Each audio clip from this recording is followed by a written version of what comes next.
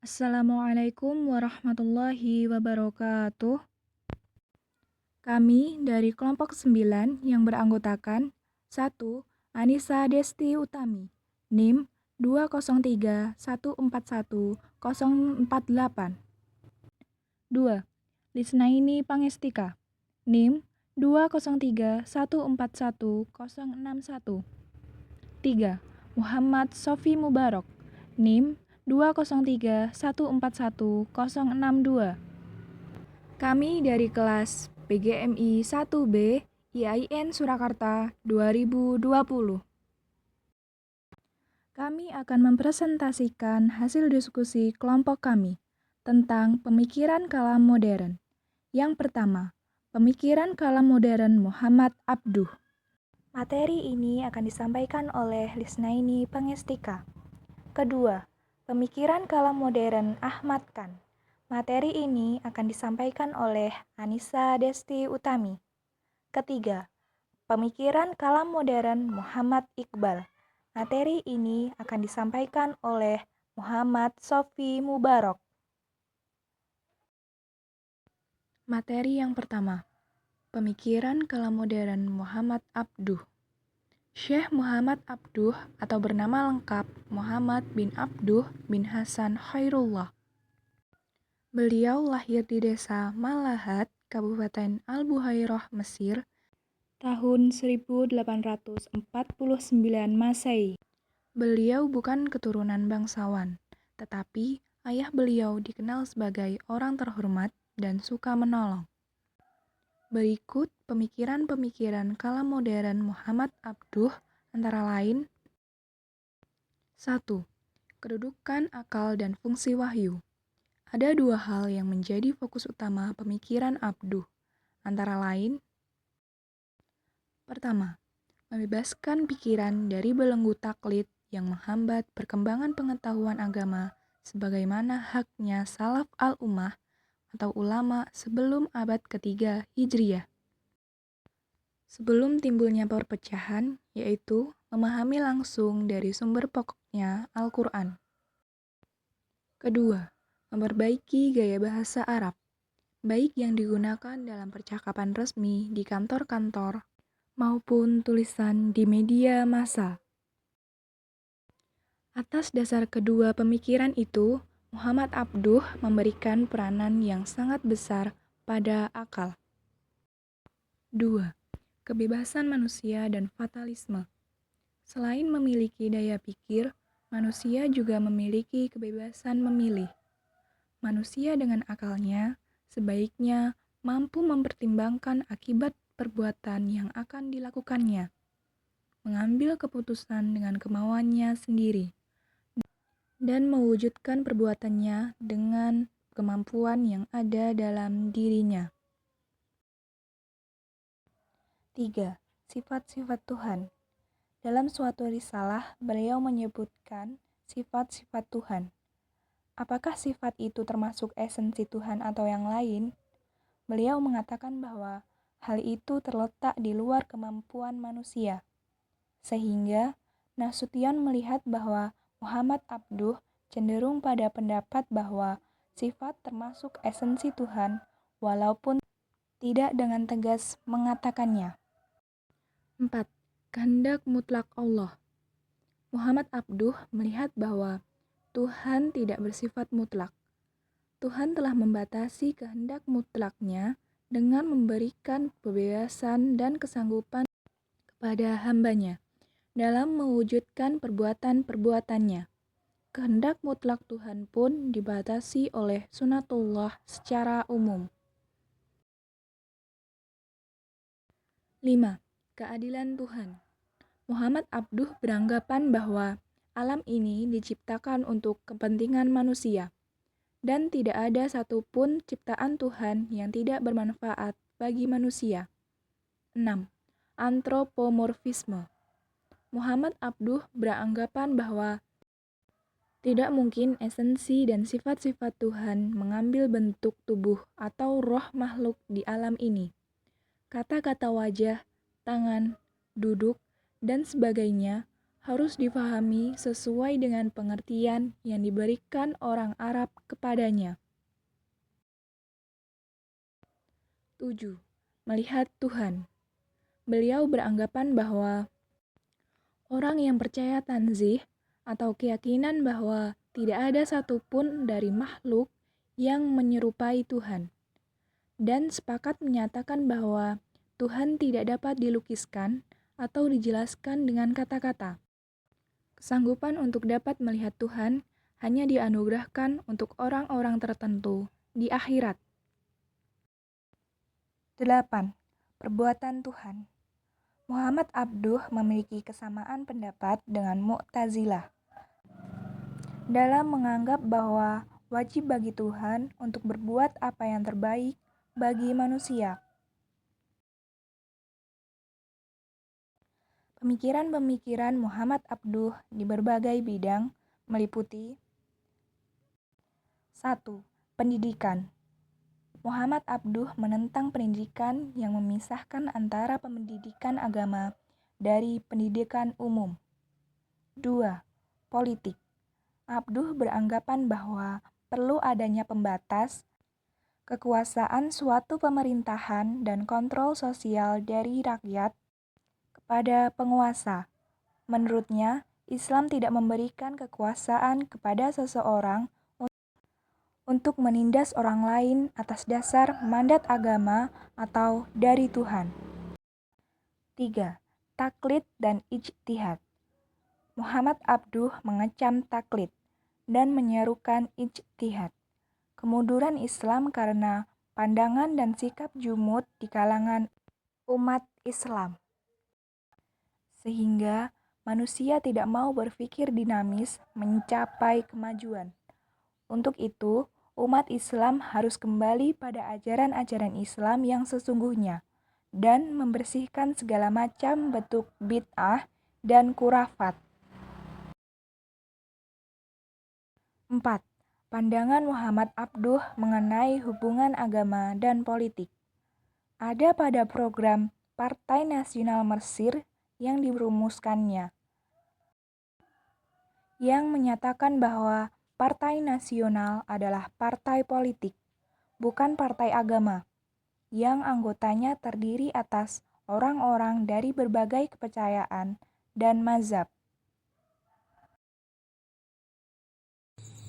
2. Pemikiran kalam modern Ahmad Khan. Beliau lahir di Delhi pada tahun 1817. Beliau berasal dari keturunan Husain, cucu Nabi Muhammad SAW, melalui Ali bin Abi Thalib dan Fatimah Az-Zahra. Neneknya, Syahid Hadi, adalah pembesar istana pada zaman Alamgir II 1754-1759. Sejak kecil, beliau mendapat didikan tradisional dalam pengetahuan agama. Beliau belajar bahasa Arab dan juga bahasa Persia. Beliau rajin membaca buku dalam berbagai bidang ilmu pengetahuan. Ketika berusia 18 tahun, beliau bekerja pada Serikat India Timur. Said Ahmad Khan merupakan orang yang sangat berpengaruh terhadap India pada saat itu. Ia berkeyakinan bahwasannya manusia bebas berkehendak dan melakukan perbuatannya, karena manusia memiliki kekuatan dan kebebasan akal. Hal ini menunjukkan bahwa Said Khan memiliki faham yang sama dengan Qadariyah. Namun ia juga berpendapat bahwasannya akal bukan segalanya dan kekuatan akal terbatas. Said Ahmad Khan sangat menentang keras faham taklid. Menurutnya, umat Islam India mundur karena tidak mengikuti perkembangan zaman. Dari penolakannya itu, muncullah ide-ide ijtihad untuk menyesuaikan ajaran Islam dengan kondisi dan situasi pada saat itu. Said Ahmad Khan mengatakan bahwa Tuhan telah menentukan tabiat atau natur sunatullah bagi setiap makhluknya yang tetap dan tidak pernah berubah. Islam adalah agama yang paling sesuai dengan hukum alam, karena hukum alam adalah ciptaan Tuhan dan Al-Quran adalah firman-Nya. Sudah tentu keduanya sejajar dan tidak ada pertentangan. Dari situlah Said Ahmad Khan mendapatkan semangat untuk melahirkan generasi terbaik umat melalui lembaga pendidikan modern. Karena menurutnya umat Islam tidak mampu berkembang karena tidak memiliki ilmu pengetahuan dan teknologi modern sebagaimana yang telah dimiliki oleh negara-negara Eropa.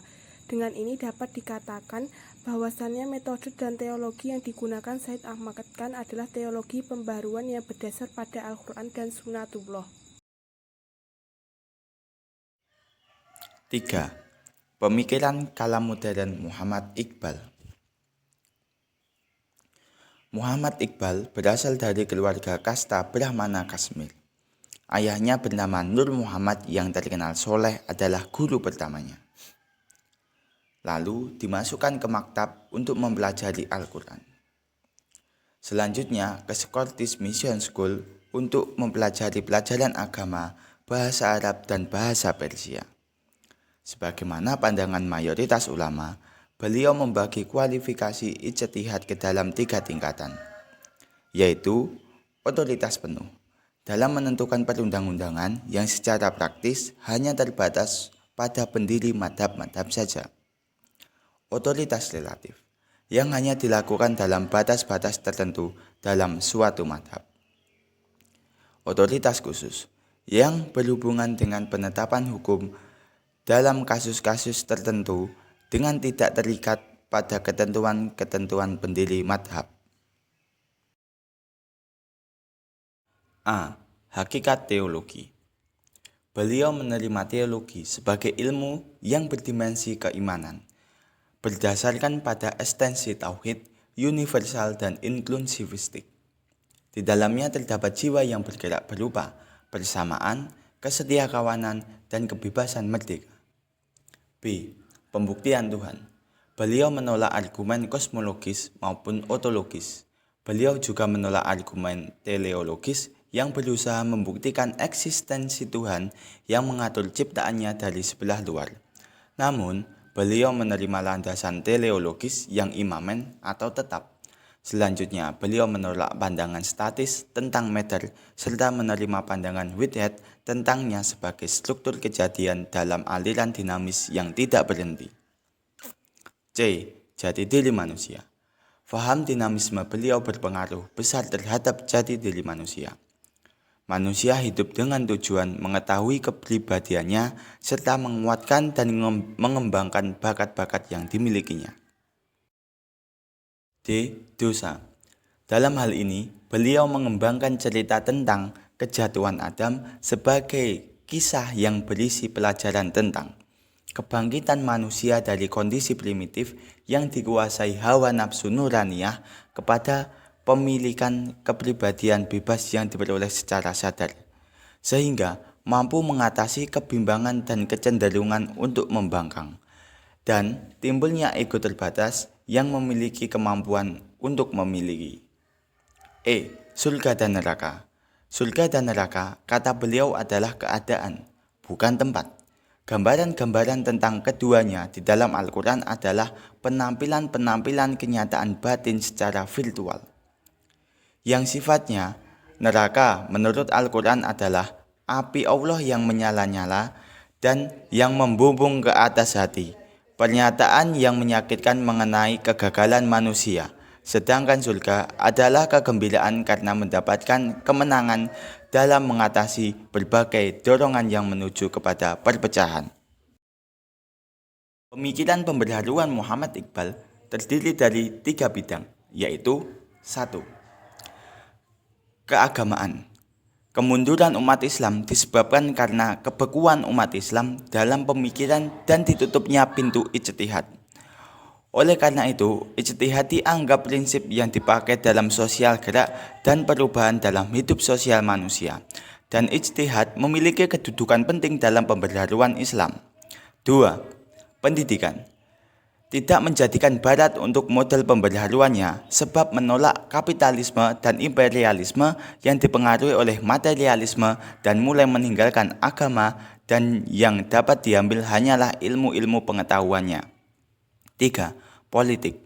Muhammad Iqbal memandang bahwa India pada hakikatnya terdapat 2 agama, Islam dan Hindu.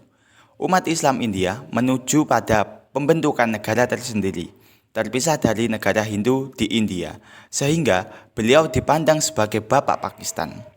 Pemikiran-pemikiran Muhammad Iqbal mempengaruhi dunia Islam pada umumnya, terutama dalam pembaharuan di India.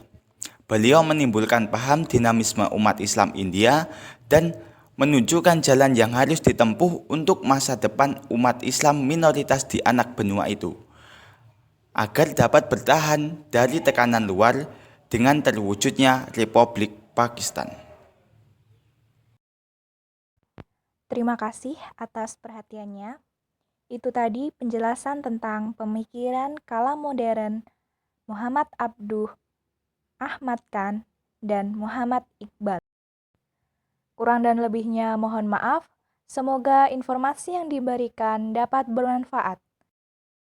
Sekian dari kami dan terima kasih.